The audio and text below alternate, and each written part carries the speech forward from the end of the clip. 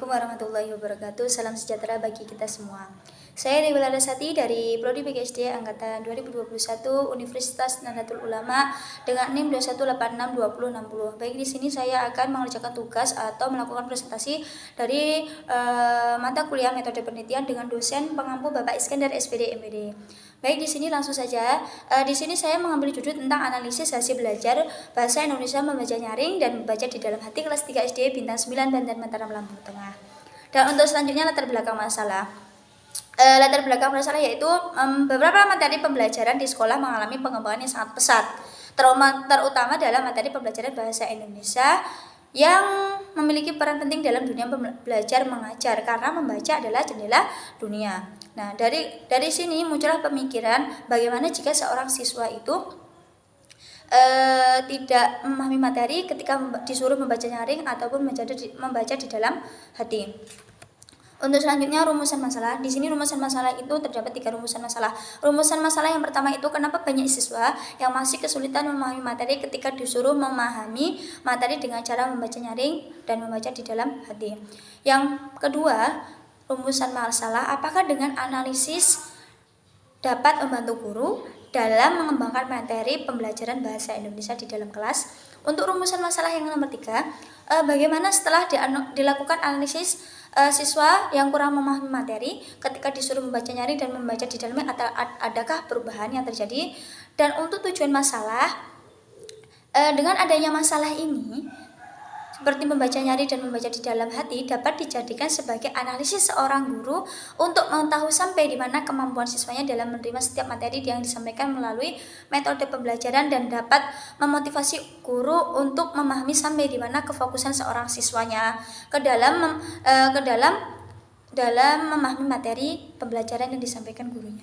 Untuk selanjutnya, di sini saya mengambil landasan teori dari Dalaman 2014. Yang pertama, belajar membaca merupakan sebuah pernyataan menyatakan bahwa reading is the heart of education, yang artinya membaca merupakan jantung pendidikan. Berarti seseorang yang membaca pendidikannya akan maju dan memiliki wawasan yang sangat luas. Dan untuk landasan selanjutnya saya mengambil teori dari Sudarsana 2010.24.27. Nah, apabila minat baca siswa semakin tinggi, maka keinginan membaca siswa juga semakin tinggi. Dan selanjutnya landasan teori yang ketiga saya mengambil teori dari Winata Putra 2008.1.8. Menyatakan bahwa belajar adalah proses yang dilakukan manusia yang dapat mendapatkan aneka ragam computation skill dan attitudes. Untuk selanjutnya, kerangka berpikir. Kerangka berpikir ini digunakan untuk mencapai tujuan pembelajaran atau sebuah pemikiran untuk menganalisis hasil belajar membaca nyaring dan membaca di dalam hati bahasa Indonesia. Untuk selanjutnya, hipotesis penilaian. Peneliti untuk mengetahui adanya tidaknya pengaruh hasil belajar menjaring dan membaca di dalam hati hasil belajar anak berdasarkan analisis 4 sampel yang dipilih secara random.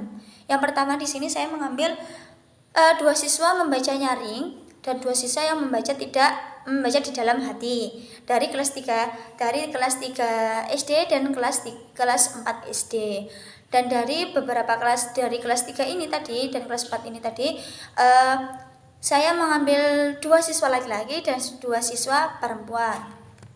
Dan selanjutnya metode penelitian saya mengambil metode penelitian kualitatif.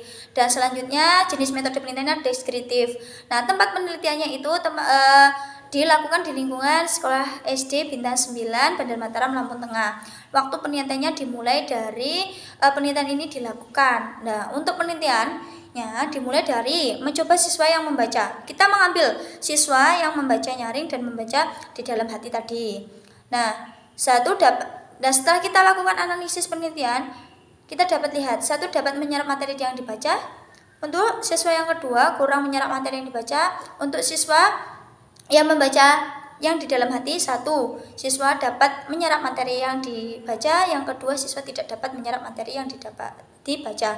Dan untuk metode penelitiannya ini melalui pendekatan, menganalisis, observasi, wawancara dan serta mengumpulkan beberapa data lainnya. Untuk selanjutnya, populasi sampel dan sampel teknik. Populasi yang digunakan sebagai penelitian dari masalah tadi adalah 3 siswa SD Bintang 9 dari kelas 3 dan kelas 4 untuk mendapatkan hasil maksimal maka mengambil populasi dari 2 kelas. Dan langsungnya sampel yang digunakan penelitian ini memiliki ketentuan siswa kelas 3 dan kelas 4 SD berjenis kelamin. Nah, yang tadi saya sebutkan. Jadi siswanya itu harus berjenis kelamin laki-laki dan perempuan. Untuk masing-masing sampel dibutuhkan 2 siswa dari perwakilan setiap kelas. Jadi, misal dari kelas 3 dan kelas 4 SD itu tadi, dari kelas 3 SD mengambil siswa laki-laki dan perempuan, untuk kelas 4 SD-nya sama. Kelas 3 dan 4 kelas perempuan dan laki-laki, seperti itu tadi. Untuk selanjutnya, sebuah populasi beranggotakan 2 elemen. Selanjutnya akan dipilih 2 elemen sebagai sampel, maka kemungkinan kombinasi 2 sampel itu adalah sebagai berikut.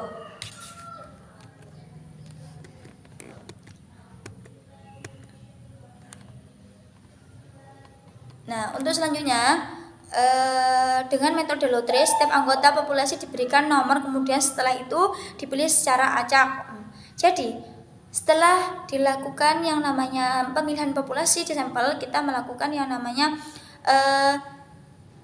sampling teknik, di mana siswa itu diacak atau metode lotre, di mana siswa dari kelas 3 dan kelas 4 itu tadi disuruh untuk mengambil nomor, lalu disuruh mengambil nomor itu tadi dan diacak siapa yang mendapat membaca nyaring dan siapa yang membaca di dalam hati. Dan selanjutnya teknik pengumpulan data. 1. Sebagai instrumen utama, peneliti melakukan wawancara.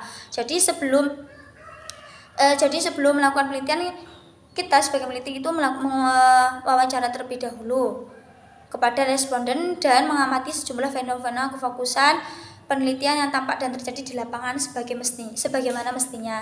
Yang kedua, mengumpulkan data dan mencatat fenomena yang terjadi. Yang ketiga, kegiatan penelitian lebih mengutamakan proses daripada hasil dan data. Nah, untuk selanjutnya, instrumen penelitian. Di sini saya mengambil instrumen kuesioner atau angket, merupakan instrumen penelitian berbentuk pertanyaan dan biasanya digunakan untuk mengumpulkan data penelitian dari responden. Nah, untuk selanjutnya, di sini prosedur penilaian, saya mengumpulkan data, mencatat fenomena, dan proses kerja penelitian dilakukan menggunakan prescriptive ethics atau dengan mengutamakan pandangan dan penelitian responden terhadap situasi yang dihadapkan. Peneliti minimalkan prescriptive ethics dengan tujuan mereduksi subjektif data yang dihimpun.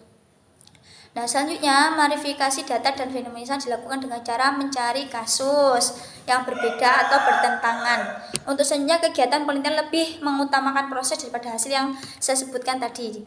Dan untuk itu, prosedur penelitian selanjutnya yakni memberikan makna merupakan dasar utama. Memahami situasi di mana pemaknaan itu selain dilakukan sendiri oleh peneliti juga didasari atas intervensi bersama dengan sumber data yang ada.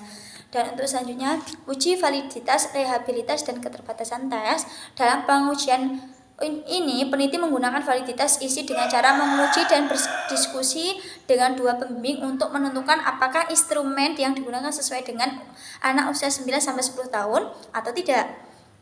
Sedangkan untuk validitas konstruksi, 92 instrumen penelitian diuji cobakan pada anak-anak kelas 3 dan 4 sebanyak 4 anak. Nah, uji validitas kemampuan membaca nyaring dan membaca di dalam hati untuk mengetahui validitas setiap perubahan karakteristis dan dalam memahami materi. Nah, yang ada pada setiap perubahan karakteristik dikorelasikan dengan penilaian. Dan untuk selanjutnya, desain penelitian. Baik, di sini desain penelitiannya ini menggunakan desain penelitian eksperimen, di mana penelitian ini adalah one group present prospective design, adalah penelitian bereksperimen di mana pada desain penelitian ini dilakukan proses sebelum diberikan pelaksanaan sehingga diperoleh data yang lebih akurat. Untuk selanjutnya, analisis data. Analisis data ini latar belakang alamiah, instrumen kunci, terus langsung ke lapangan, rekaman penelitian kualitatif bersifat deskriptif. Dalam penelitian kualitatif, pelaporan dengan bahasa verbal yang yang cermat sangat dipentingkan karena semua informasi dan kesimpulan disampaikan secara verbal. Dan untuk selanjutnya uji tes normalitas homogenes hipotesis.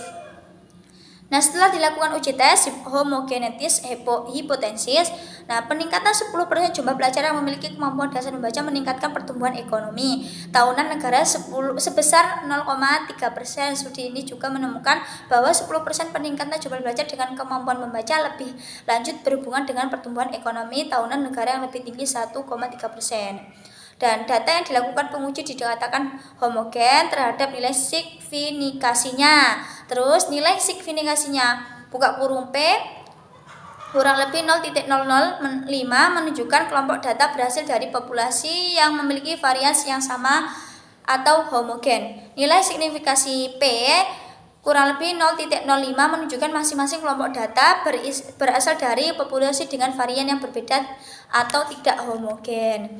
Nah, penguji hipotesis statika adalah H. Dengan rumus H terdapat perbedaan yang disignifikasikan kemampuan membaca nyaring dan membaca di dalam hati siswa kelas 3 dan H tidak mendapatkan perbedaan yang signifikasi terhadap kemampuan membaca nyaring dan membaca di dalam hati kelas 3. Nah, untuk itu tadi itu udah penjelasan dari tugas metode penelitian yang saya dapat sampaikan. Apabila dari segi penjelasan atau segi pengucapan terdapat banyak kesalahan, saya